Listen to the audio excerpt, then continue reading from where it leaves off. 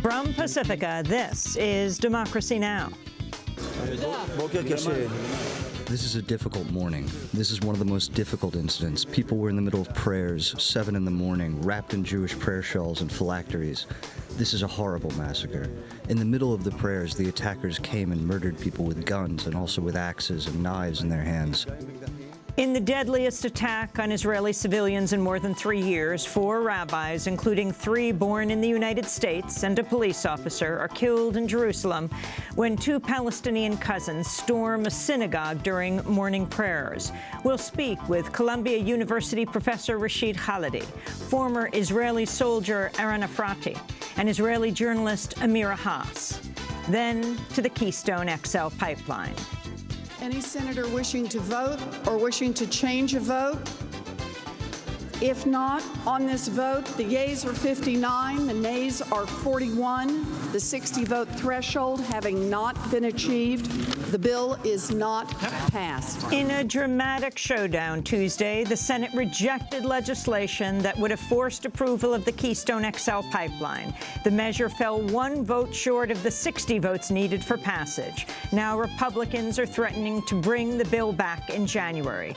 We'll speak with Cyril Scott, president of the Rosebud Sioux Tribe in South Dakota, and Guardian reporter Suzanne Goldenberg. All that and more coming up. Welcome to Democracy Now!, democracynow.org, The War and Peace Report. I'm Amy Goodman. Senate Republicans have blocked a sweeping measure aimed at reining in the National Security Agency's dragnet surveillance. The USA Freedom Act would have ended the bulk collection of telephone records by requiring the NSA to make specific requests to phone companies for a user's data rather than vacuuming up all the records at once. It would also create a panel to advocate for privacy rights before the Secret Foreign Intelligence Surveillance Court. The measure was a direct consequence of the 2013 leaks by whistleblower Edward Snowden exposing unchecked government surveillance and data collection. But on Tuesday, Republicans helped defeat the bill in a 58-42 vote, too shy of the 60 needed to advance. The Republican-controlled House passed a watered-down version earlier this year. The measure faces an uncertain fate next year when Republicans take full control of Congress ahead of a June deadline to reauthorize the phone records collection program. In another major vote, the Senate's narrowly rejected a measure that would have approved construction of the Keystone XL oil pipeline. 14 Democrats supported the bill, along with all 45 Republicans. But with 59 in favor, the measure failed to pass by just 1 vote. After the tally was announced, a man reportedly with the Lakota tribe of South Dakota burst out in song. Sergeant-at-Arms will restore order. Order in the gallery. Republicans have vowed to resurrect the bill in January when they hold the Senate majority. Speaking ahead of the vote, House Speaker John Boehner said a potential veto from President Obama would be tantamount to calling the American people stupid. A Keystone pipeline veto would send the signal that this president has no interest in listening to the American people. Vetoing an overwhelmingly popular bill would be a clear indication that he doesn't care about the American people's priorities. It would be equivalent of calling the American people stupid. We'll have more on the Senate's Keystone XL vote later in the broadcast. The unrest that has gripped Jerusalem has escalated after a deadly attack on 5 Israeli civilians. The victims were killed when armed Palestinians stormed a synagogue during morning prayers. It was the deadliest attack on Israeli civilians in more than 3 years and the worst in Jerusalem since 2008. The dead included 3 U.S.-born rabbis, a British-born rabbi, and a Druze police officer. 7 worshippers were injured. The assailants were shot dead by police. The Popular Front for the Liberation of Palestine has claimed responsibility. The attack came after weeks of unrest, fueled in part by a dispute over Jerusalem's holiest site, known to Muslims as the Noble Sanctuary and known to Jews as the Temple Mount, as well as the continued expansion of Israeli settlements in East Jerusalem. After the synagogue killings, Israeli settlers launched reprisal attacks in the occupied occupied West Bank, targeting a school near Nablus and Palestinian motorists on a road near Hebron. At least 5 Palestinians were wounded after Israeli forces fired rubber-coated bullets. We'll have more on the Jerusalem attack after headlines. A new United Nations report warns the militant group Islamic State has enough of a weapons stockpile to continue its war for territory in Iraq and Syria for up to 2 years. Much of the ISIS arsenal was stolen from the U.S.-supplied Iraqi army, which has been overrun by ISIS fighters throughout the year. The report recommends sanctions to cut off the group's access to money and weapons, including the seizing of its oil tankers. Briefing the Security Council, UN High Commissioner for Human Rights Zeid Ra'ad al-Hussein said fighting ISIS on a political level might be more effective than U.S.-led airstrikes. I implore the Council to support such efforts to overturn ISIL's ideology of violence and death for the sake of the rights of all in Iraq, irrespective of ethnic or religious identity, whether men or women, old or young. Ultimately, support given to the ideological front may be more effective than airstrikes in bringing an end to the long-standing suffering of the people of Iraq. Also addressing the Council, Emergency Relief Coordinator Valerie Amos said over 2 million Iraqis living under ISIS control are in need of urgent aid. There are currently 3.6 million Iraqis living in areas under the control of ISIL and affiliated armed groups. 2.2 million of them are in urgent need of humanitarian assistance. And despite acute needs, including for shelter, health and food, in areas most impacted by the conflict, only meager amounts of assistance have been delivered to areas under ISIL control to date. India and Cuba have reported new cases of Ebola in citizens who are in West Africa. A Cuban doctor will be treated in Geneva after contracting the disease in Sierra Leone, where he was a member of Cuba's 165-member medical team. Meanwhile, an Indian man is being held in isolation at Delhi's airport after recovering from Ebola in Liberia.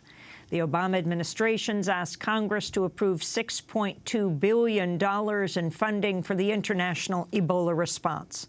On Tuesday, President Obama urged lawmakers to approve the request before the December recess. Although we should feel optimistic about our capacity to solve the Ebola crisis, we cannot be complacent simply because the news attention on it has waned. We have to stay with it, and that's why I'm calling Congress to make sure that it approves before it leaves the emergency funding request that we put forward to respond to Ebola both domestically and internationally. The United Nations has approved a landmark measure to seek the potential prosecution of North Korean officials for crimes against humanity. On Tuesday, the United Nations General Assembly voted to refer abuses by the North Korean regime to the International Criminal Court. It comes months after a UN investigation found North Korean leaders could be guilty of major crimes, including state-sanctioned killings, starvation, and torture. The final vote, 119 to 19, with 55 abstentions. Cuba was among the countries to oppose the measure, calling it a, quote, tool to sanction and condemn developing countries. Missouri Governor Jay Nixon has appointed a commission to make recommendations for dealing with the social and racial justice issues raised by the killing of unarmed teenager Michael Brown. Nixon unveiled the 16-member panel Tuesday.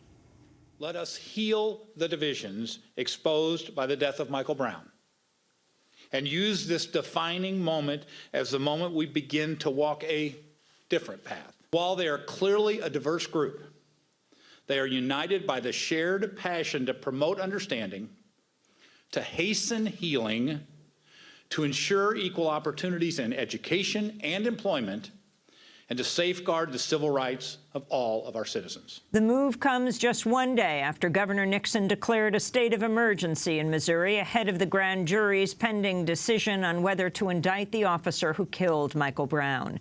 Darren Wilson. Local gun sellers are again reporting a spike in weapon sales as the decision nears. One store says it sold 2 to 3 times more weapons than normal in recent weeks, an average of 30 to 50 per day. Missouri has executed death row prisoner Leon Taylor after his last-minute appeals were denied. Taylor was convicted for the 1994 murder of a gas station attendant in Kansas City. He'd sought clemency from Missouri Governor Jay Nixon and a stay from the Supreme Court, but both efforts were rejected Tuesday night. Taylor, who is African-American, was initially sentenced to death by a judge after the trial jury deadlocked. When the judge's sentence was thrown out, an all-white jury then sentenced Taylor to death. Defense attorneys argued he was penalized for successfully appealing his first conviction. Lawyers also cited a history of child abuse beginning at the age of 5. Taylor's the 9th person to be executed in Missouri this year. President Obama's ordered a review of the nation's hostage policy following the execution of Americans kidnapped by the Islamic State. Family members of the hostages have criticized U.S. government policy of refusing to engage with their captors, including the payment of ransom. Freed ISIS captives has said American and British hostages suffered the worst abuses because of the militants' political grievances and their government's refusal to buy their freedom. A number of European hostages were released after their governments paid a ransom. But the White House says its new review will not include the prohibition on ransom payments. Administration officials say not paying ransoms ultimately protects more Americans by making them less valuable targets. And more than a dozen LGBT couples have tied the knot in Kansas days after the state's marriage equality ban was overturned. The couples exchanged their vows in a mass ceremony. It means that we have some equality. It's a new start. It's a new start. It can only go up from here, and that's what it means. And that's what I'm very happy about for us and for the other couples that took that today. On Tuesday, the Kansas Supreme Court ruled marriage licenses can only be issued in Johnson County, setting up a new potential court challenge. And those are some of the headlines. This is Democracy Now!, democracynow.org, The War and Peace Report. I'm Amy Goodman. And I'm Juan Gonzalez. Welcome to all of our listeners and viewers around the country and around the world. We turn now to Jerusalem, where 5 Israelis died Tuesday when a pair of Palestinians armed with meat cleavers and a gun stormed a synagogue during morning prayers. It was the deadliest attack on Israeli civilians in more than 3 years and the worst in Jerusalem since 2008. The dead included 3 U.S.-born rabbis, a British-born rabbi, and a Druze police officer. One of the slain rabbis, Moshe Twersky, was from 2 of the most prominent families in Orthodox Judaism. 7 worshippers were injured. The assailants were shot dead by police. The Popular Front for the Liberation of Palestine claimed responsibility for the attack, which came after months of mounting tension in Jerusalem. Israeli Prime Minister Benjamin Netanyahu accused Palestinian President Mahmoud Abbas of inciting violence in the city and said the killings were part of a battle over Jerusalem. As a nation, we will settle the score with every terrorist and their dispatchers, and we have proved we will do so. But no one must take the law into their own hands, even if spirits are riled and blood is boiling.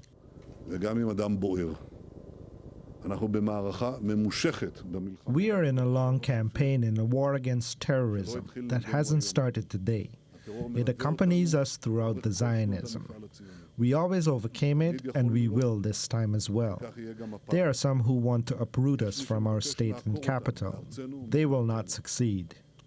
We're in a battle over Jerusalem, our eternal capital. Palestinian President Mahmoud Abbas condemned the attack, which came after weeks of unrest fueled in part by a dispute over Jerusalem's holiest site, known to Muslims as the Noble Sanctuary, containing the Al-Aqsa Mosque, and known to Jews as the Temple Mount, because the 2 biblical temples once stood there. We strongly condemn this incident and do not accept under any circumstances attacks on civilians. At the same time, we condemn these actions. We also condemn the attacks on the Al-Aqsa Mosque, holy places. The director of Israel's Shin Bet, Domestic Security Service, Yoram Cohen, dismissed Netanyahu's claim that Abbas incited the attack. Cohen said a number of events led to the synagogue massacre, including the murder of Palestinian teenager Mohammed Abu Haider, who was found burned to death in Jerusalem in July, and the discussions in the Knesset to permit Jewish prayer on the Temple Mount. We go now to Jerusalem, where we're joined by Amira Haas. She's the Haaretz correspondent for the occupied Palestinian territories, the only Israeli Jewish journalist to have spent years living in and reporting from Gaza and the West Bank. Amira, why don't you lay out the scene for us in Jerusalem right now? Hi, Amy. I just came from the neighborhood Har Nof, where the murder took place, and before that, I haven't been able yet to go to the neighborhood where the two perpetrators lived, but I was in some other Palestinian neighborhoods of Jerusalem. Both Palestinian and Israeli neighborhoods seem to be very, very reserved. There is fear in both parts. The fear was very clear in the Palestinian parts. I saw many policemen, border police scattered. I even saw them when they were launching up a big balloon, spying balloon that with a camera, I guess, over the neighborhood.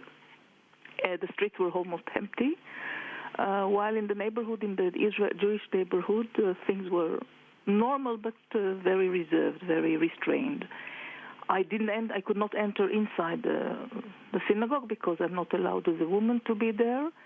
I did talk to some people. It seems that the two men who did the killing used to work in the neighborhood in some shops. That's what I was told, though I didn't check it yet, didn't verify it yet. I did speak to some Palestinians in Jerusalem, and what was remarkable is that they do not approve of it. They do not approve of it, of this murder, but they share with those who perpetrated. They share the sense of despair and anger that Palestinians live with all the time.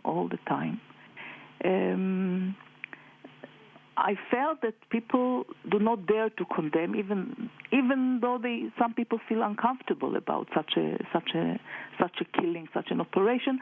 By the way, I don't think that the Popular Front adopted it officially. People say that the two youngsters are members or fans of the Popular Front, or not necessarily members, or not necessarily that they got an order from the Popular Front, but this is still to be seen. It is very, very tense, and I was making the comparison between the neighborhood where they live, the two men, to Abu Jamal, very crowded, very no investment in the livelihood, in the welfare of the people, while this neighborhood is, the Har Nof neighborhood is a relatively new neighborhood on the lands of the village, of the destroyed Palestinian village, Dir Yassin. Very spacious, many newcomers, many new immigrants from mostly Anglo-Saxon countries. If they worked there indeed, if the two guys worked there indeed, I think that they faced every morning, every day they were facing the Israeli apartheid very clearly.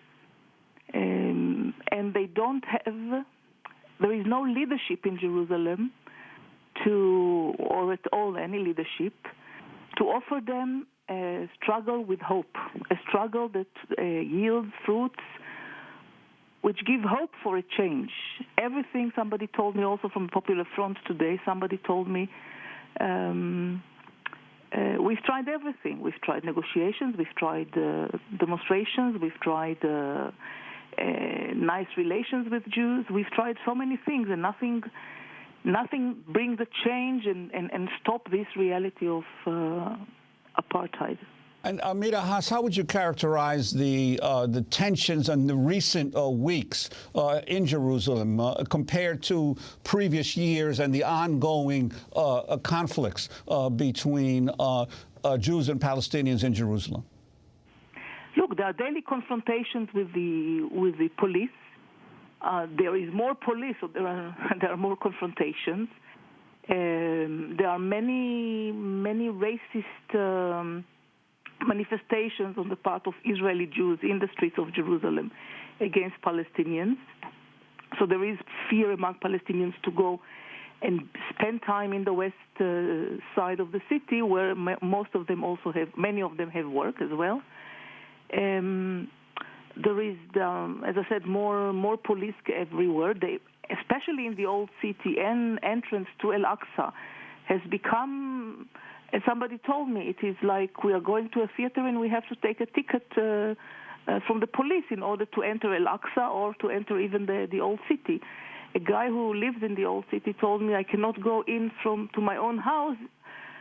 The police is there. There are checkpoints. They don't let me get in from this place. They don't get in people who do not live in the old city. So you feel that the Israeli measures to remind Palestinians in Jerusalem that they are not natural residents of the place, natural and natives of the place, but they are actually there on probation. They live in Jerusalem on probation, provided they behave nicely or behave according to Israeli regulations. This is the sense that you get. You get a sense, Palestinians get a sense more than ever that they are here in their city, natives of this city, as a gesture, not because it's their native right. In October, Israel shut down the Al-Aqsa Mosque compound in the old city of Jerusalem for the first time in 14 years following the shooting of an Israeli far-right activist named Yehuda Glick. Palestinian President Mahmoud Abbas condemned the temporary closure as a declaration of war on the Palestinian people. The site, again known to Jews as the Temple Mount, houses both the mosque and the Dome of the Rock. Jamal Tawfiq, a resident of Jerusalem, said he was turned away after arriving for his morning prayers. This is a collective punishment for something we had nothing to do with. This is injustice. There's no fair government here. Justice should be the basis for governance, but there is no justice here. A problem happens with the person over there. They close the mosque here. Why is it okay to allow Jews to go pray at the Wailing Wall without any harassment, while a Palestinian is killed every day? Every day a Palestinian is killed. Every day holy olive trees are burnt and pulled out because they belong to Arab Palestinians. Why are we the ones being punished?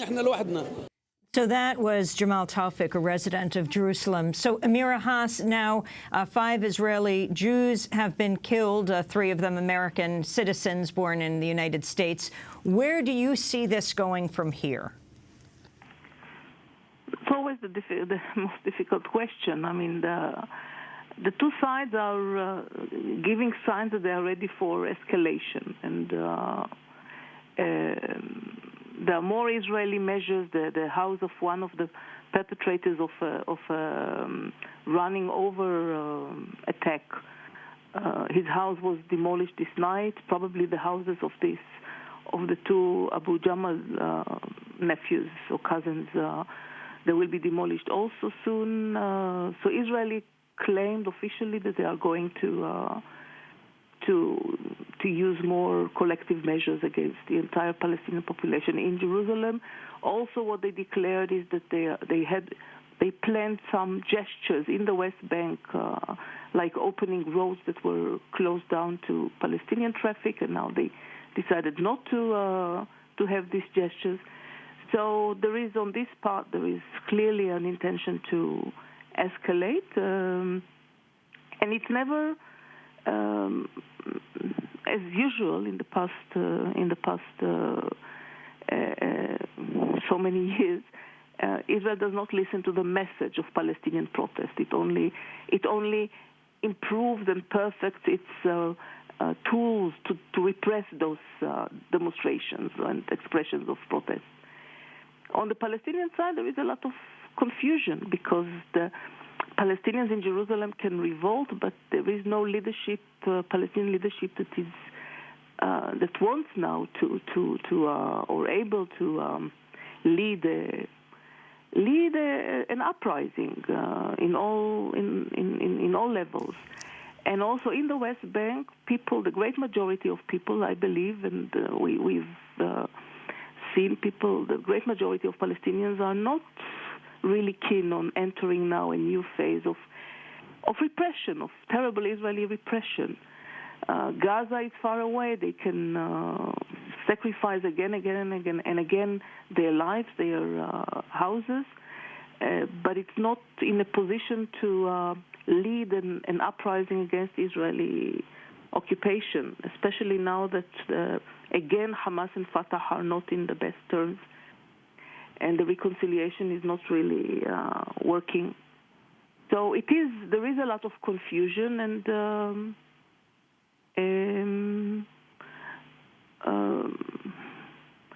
Jerusalem are left in a way, they are left quite alone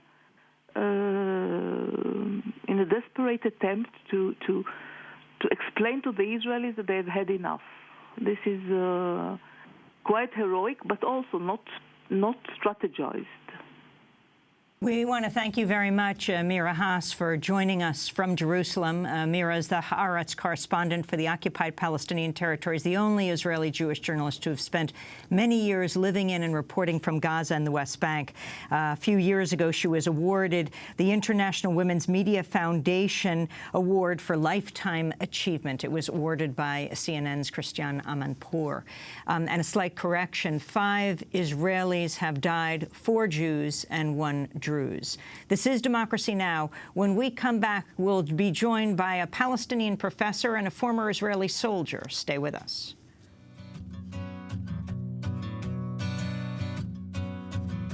ללמוד להרוג זה עניין של תנופה, מתחיל בקטן ואחר כך זה בא.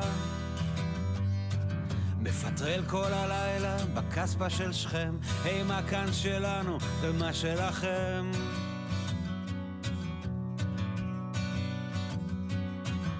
תחילה רק תרגיל, כת הולמת בדלת, ילדים עמומים, משפחה מבוהלת. אחר כך הסגר, זו כבר סכנה, המוות עורב מאחורי כל פינה.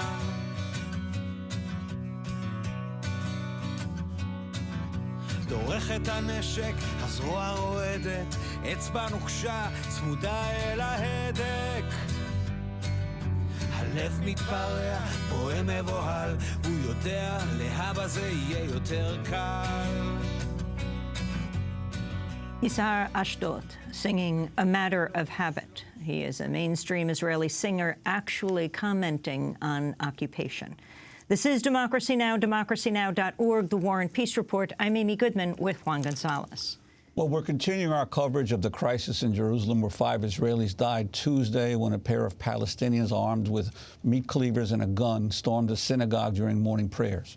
It was the deadliest attack on Israeli civilians in more than 3 years and the worst in Jerusalem since 2008. We're joined now by 2 guests here in New York. Rashid Khalidi is the Edward Said Professor of Arab Studies at Columbia University. He's the author of a number of books, including his latest, Brokers of Deceit, How the U.S. Has Undermined Peace in the Middle East. Aaron Efrati is also with us, a former Israeli combat soldier turned anti-occupation activist and investigative researcher. His family has lived in Jerusalem for 7 generations. Let's start with Professor Khalidi.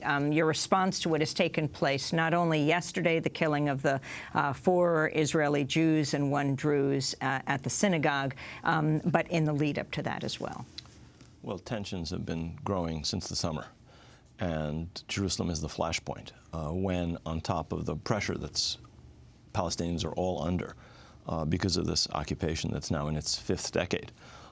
You have the issue of the Haram al-Sharif, the Al-Aqsa Mosque, and you have calls by senior ministers in the Israeli government, like Naftali Bennett, to completely change the status quo, to, in effect, take over a Muslim holy place that's been the center of devotion for 1,400 years, and essentially do to it what was done to the mosque in Hebron, turn it into a Jewish holy place where Muslims are occasionally allowed. You are throwing fuel on the fire. And so ever since the last couple of months, there's just been an escalation in tension all over the city. You have increased settlement activity that just is penetrating neighborhood after neighborhood. Arab neighborhoods that have never seen armed settlers with a heavy military and police presence to guard them are now slowly but surely being colonized one by one. And so you're basically turning up the heat on a very, very hot situation, and that's been going on now for many months.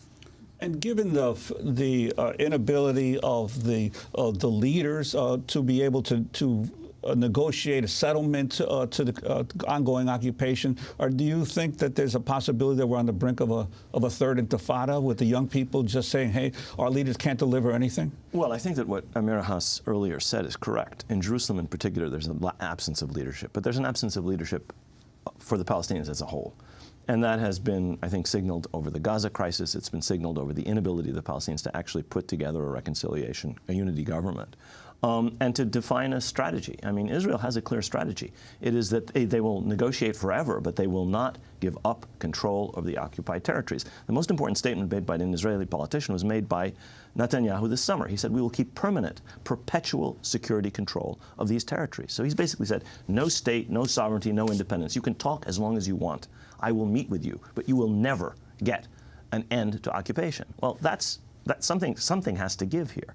I don't think, I agree with Amira, I think that people in the West Bank are afraid. They're both afraid of Israeli retaliation, and they're afraid of the security cooperation between the Palestinian Authority, which helps the Israelis to hold them down, and Israel. So I'm not sure that that's where we're going. We may be going to more, sadly, to more horrible random acts of violence and more eruptions of kids without leadership in various parts of the West Bank, perhaps, and Jerusalem. Is there something shifting here from an Israeli-Palestinian conflict to Israeli, perhaps Jewish-Muslim conflict, which certainly involves many more people than just in that area? Well, I mean, this is certainly grist for the mill of people who want to turn it into a religious conflict. There are certainly people on the Israeli side and people on the Palestinian side, but in the broader Arab and Muslim world.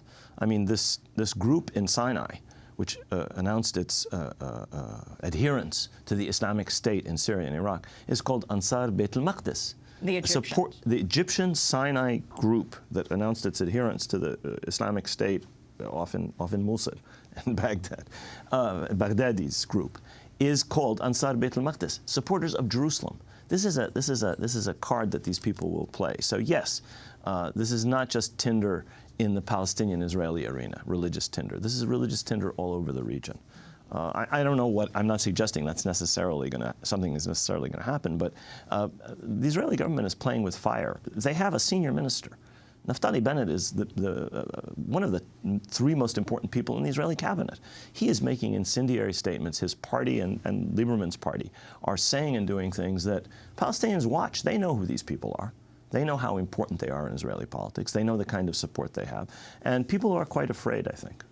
And Iran Efrati is a former soldier, now turned anti-occupation activist. Your reaction as you've seen this latest flare-up of this terrible attack yesterday? All right. So I think when we're really trying to understand what happened in Jerusalem in the last few months, we really need to understand in a broader context, of maybe 70 years of ethnic cleansing all over Palestine, but definitely in the last 40 years in East Jerusalem and around specifically the holy sites, trying to bring more and more Jews into this area instead of Palestinians and determine a new history, if you want.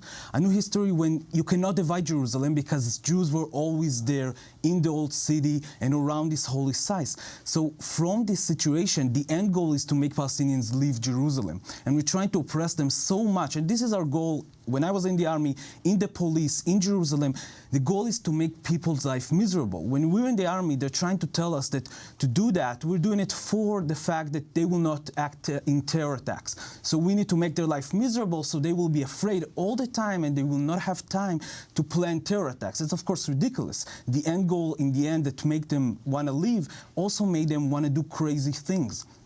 like attacks on Jews and on Israelis. The second context I will talk about, I think it's important to talk about, is the last 10 years. Since the second Intifada, the end of the second Intifada, that was very bloody for both sides, the Palestinian society decided to act in non-violent acts, trying to go to the UN, like Amira Haas has mentioned, going to the UN, promoting BDS, boycott, divestment, sanction movement on Israel. All of that was countered in a very, very harsh oppression by Israel. People in Israel, officials in Israel, are calling them terrorists. If you're going to the UN, you're a political terrorist. If you're promoting BDS, you're an economic terrorist. People are arrested for that.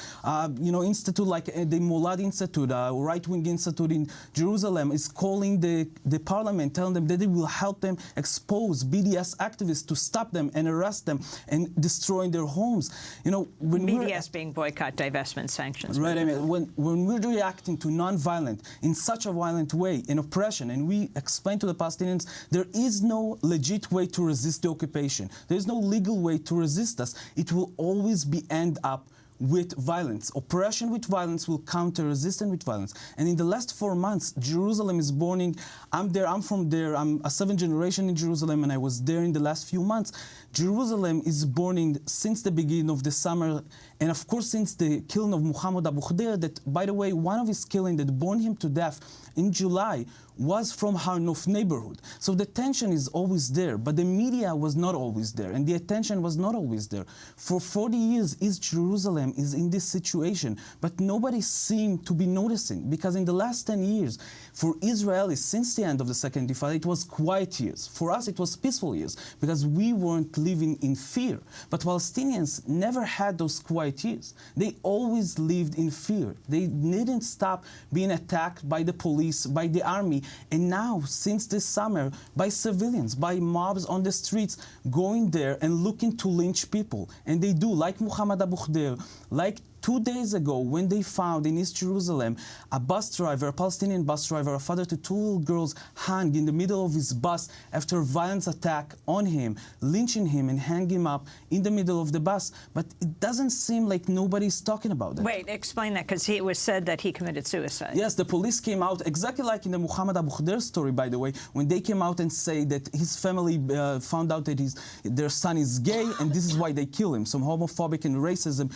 combined together. And of course, in the end, they have to admit that he was actually lynched to death. The same here, the police came out immediately and said that he committed suicide. His picture, by the way, is going around online, and you can see the violent signs on his body and the rope around his neck. It's completely crazy, but nobody's talking about it. I'm hearing Barack Obama coming out and condemning this story. I think it's important to understand that it's important to condemn violence against civilians. But where was he when violence against Palestinian civilians are happening every day? I wanted to ask you about the role of Americans here financing and helping to support settlement expansion in Israel, the impact that has. Definitely. So much money is being transferred mostly from the evangelicals, but not only. Weapon companies that fuel this government, lobbyists of weapon companies that fuel this government, and a lot of right-wing Zionist movements in this country is actually being fueled to the settlement movement in East Jerusalem, all over the West Bank, and to the right-wing parties in Israel. In a lot of ways, the U.S. controls completely the political situation in Israel. Like Professor Khalidi just mentioned, the political atmosphere is extremely violent and fascist. And the United States not only enabled that, it's backing it up with money and with support. I want to turn to comments President Obama made following the attacks on the synagogue yesterday.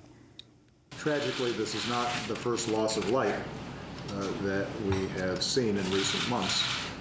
Too many Israelis have died, too many Palestinians have died. And at this difficult time, I think it's important for both Palestinians and Israelis to try to work together to lower tensions and to reject violence. The murders for today's outrageous acts represent the kind of extremism that threatens to bring all of the Middle East into the kind of spiral from which it's very difficult to emerge, and we know how this violence can get worse over time. But we have to remind ourselves that the majority of Palestinians and Israelis overwhelmingly want peace and to be able to raise their families knowing they're safe and secure. The United States wants to work with all parties involved to make that a reality and to isolate the kinds of extremists that are bringing about this terrible carnage. That's President Obama speaking yesterday in response to the attacks on the Jerusalem synagogue. Professor Khalidi, your response and how you feel the U.S. Should respond. Well, the United States is precisely the enabler of all of this. The United States, by its diplomatic support, prevents any real pressure on Israel to stop it from occupation, settlement, and repression. And the tension reportedly between Netanyahu and Obama? I mean, that and 5 cents won't get you a cup of coffee. The president can vent and have his acolytes and his flacks and his hacks say nasty things about the Israeli prime minister. As long as American money is going to support the repression of Palestinians, as long as 501c3 supposedly charitable organizations in this country are not stopped by the Justice Department, are not stopped by the Treasury from funneling tens and hundreds of millions of dollars to settlement activities and to the repression of Palestinians, what the president says is meaningless. This is an American, Israeli enterprise, in fact. The money is largely from the United States. The weapons are from the United States. We are implicated, and we are running interference for Israel. Whenever anybody tries to do anything, the British Parliament, the Spanish Parliament, the Irish Parliament, the Swedish government, the United States objects. Whenever anybody tries to do anything diplomatically or in a nonviolent manner, such as boycott, divestment, and sanctions, we're told that these are anti-Semitic actions. So presumably the Palestinians are supposed to lie down and let the bulldozers and the settlement enterprise and the repression run over them and go back to negotiations, which Netanyahu has already told us can never lead to an end to occupation. That's the doing of the United States to a very large extent, I'm afraid. Your family background, Professor Khalidi, I mentioned that Iran's family goes back, what, 7 generations in Jerusalem. Yours? Our family, my family is a Jerusalem family. My uncle was the last elected Arab mayor of Jerusalem. He was elected in 1934. He was deported to the Seychelles by the British in 1937, but he served as mayor for 3 years before British colonialism dealt with him.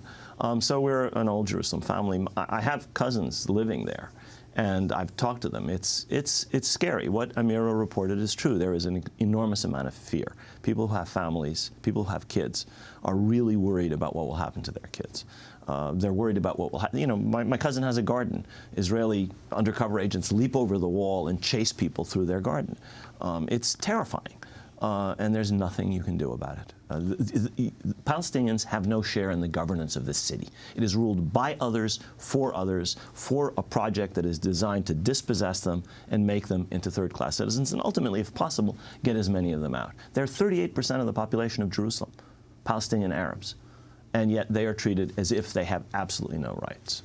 And given the worldwide condemnation of the occupation and the continuing refusal of the Israeli government to negotiate some kind of just settlement, what do you see in terms of potential hope for any kind of progress in the conflict?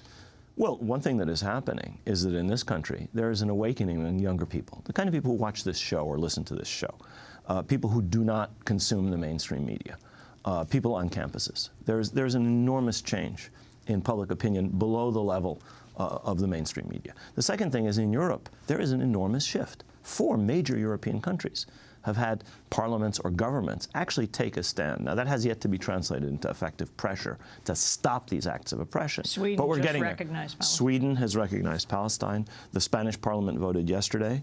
The Irish parliament has voted, and the British parliament has voted. So we have 4 of the most important countries in the world have come around or beginning to come around in an official fashion on this. This is only going to increase. Everybody in Europe knows what's going on. What the American media doesn't tell the Americans, the European media does tell Europeans. And so I think that you're going to see increasing pressure on Israel, at least from Europe and the rest of the world. The problem is here. The problem is in this country. Finally, Netanyahu saying that the occupation will remain forever because the borders are indefensible. Your response? Well, he claimed that what has happened with the erection of this supposed Islamic caliphate shows why Israel has to maintain permanent security control over the Jordan River Valley and the entirety of the occupied territories. I mean, he's been finding excuses for the longest time why Israel has to continue settling, has to continue occupying, has to continue oppressing. It's a pretty transparent maneuver. Obviously, you do not control a region by oppressing the people and turning them into your enemies, which is what Israel has been doing for 47 years. We're going to have to leave it there. We thank you both very much for being with us. Rashid Khalidi is the Edward Said Professor of Arab Studies at Columbia University, author of a number of books, including, most recently, Brokers of Deceit, How the U.S. Has Undermined Peace in the Middle East, and Eran Efrati, former Israeli combat soldier turned anti-occupation activist and investigative researcher. This is Democracy Now! When we come back, a very close vote in the Senate to defeat the Keystone XL pipeline. Stay with us. This morning with my mind, Lord, it was set on no KXL. Yeah, I woke up this morning with my mind, Lord, it was set on no KXL. I woke up this morning with my mind, Lord, it was set on no KXL. Hallelujah, hallelujah, hallelujah, hallelujah, hallelujah. And praying with our minds, Lord, we are set on no KXL. Singing and praying with our minds, they are set on no KXL. Yeah, we're singing and praying with our minds, Lord, they are set on no KXL. Hallelujah, hallelujah, hallelujah, hallelujah, hallelujah. No KXL by Bethany and Rufus. They were singing at a rally in downtown Manhattan ahead of Tuesday's Senate's vote on the Keystone XL pipeline. This is Democracy Now!, democracynow.org, The War and Peace Report. I'm Amy Goodman with Juan Gonzalez. Well, in a dramatic showdown Tuesday, the Senate narrowly missed a 60-vote threshold required to approve construction of the Keystone XL pipeline. 14 Democrats supported the measure, along with all 45 Republicans. With just 59 aye votes, the measure failed to pass. Democratic Senator Elizabeth Warren announced the tally. Any senator wishing to vote or wishing to change a vote? If not, on this vote, the yeas are 59, the nays are 41. The 60-vote threshold having not been achieved, the bill is not passed. Sergeant-at-Arms will restore order. After the vote was recorded, a man reportedly with the Lakota tribe of South Dakota burst out in song, followed by protesters who called out Democrats who voted in support of the pipeline. The Keystone XL bill was sponsored by Louisiana Democratic Senator Mary Landrieu, who faces a battle to keep her seat in a runoff next month against Republican Congressmember Bill Cassidy, who's a sponsor of the pro-Keystone bill in the House. Senator Landrieu tried to rally her fellow Democrats during the debate before Tuesday's vote. Beyond a shadow of a doubt that with our partners in Canada and Mexico, this can be done. And North America can be the super energy powerhouse of the planet. What people in Louisiana want, what people in Texas want, what people in Mississippi want, what people in New Jersey want, what people in South Dakota and Illinois and Kansas and Vermont are good-paying jobs. Who refused Senator Landrieu's plea was Senator Barbara Boxer of California. She said Keystone XL stood for extra lethal. Boxer spoke moments before the vote.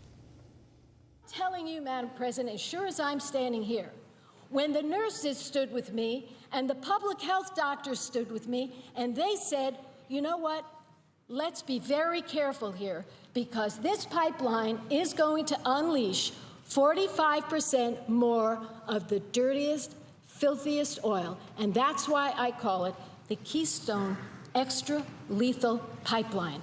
And I hope we won't vote it up today. I hope we'll vote it down. I hope the president will veto it if it passes. And I will be on my feet because I came here to protect people like this. Thank you, and I yield the floor.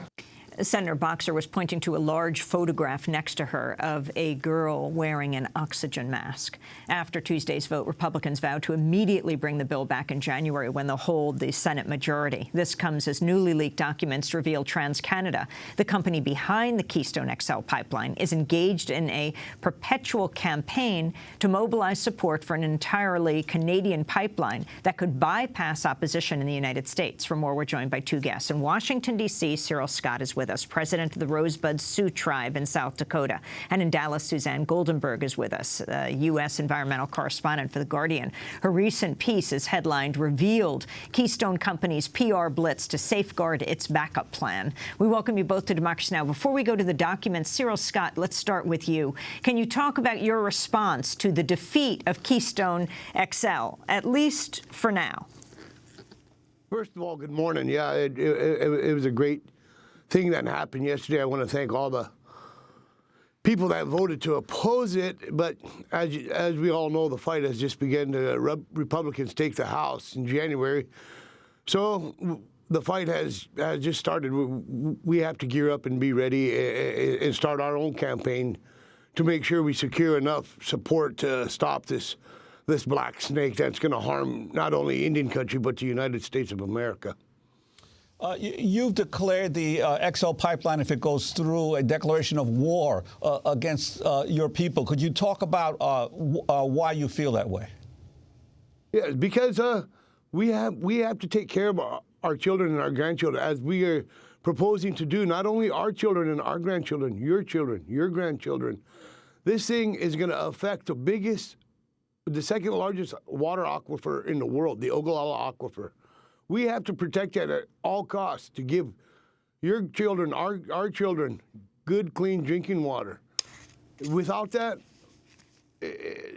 you just can't imagine what would happen if that Ogallala Aquifer was contaminated. It supplies water to 6 states here in the United States. It's one of the major water fairways here in the United States.